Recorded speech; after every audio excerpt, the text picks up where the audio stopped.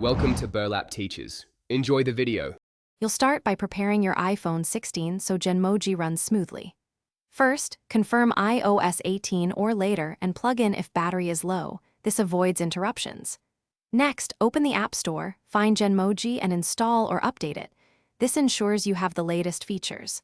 Once done, grant camera, microphone, and keyboard permissions in settings so the app can capture expressions and integrate with messages. These steps prevent permission blockers and speed up the first run.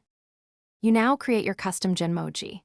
Open Genmoji and tap Create. Choose Portrait or Selfie mode depending on whether you want a full head or close-up. Selfie gives finer eye detail. Use the real-time tracking controls. Move fidelity sliders for face, eyes, and mouth so gestures map accurately. Once the animation looks right, pick style presets, color palettes, and backgrounds. These change mood and readability. Then save the result either to the Genmoji keyboard or directly to Photos for sharing later.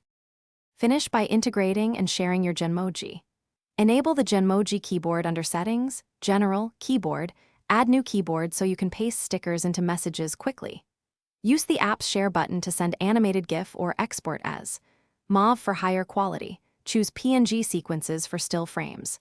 If tracking lags or animations stutter, restart the app, toggle permissions, and recalibrate an app. This refreshes sensors and often fixes drift. If problems persist, reboot the phone and retry. That solves most stubborn issues. Thanks for watching. Consider subscribing if this video helped you.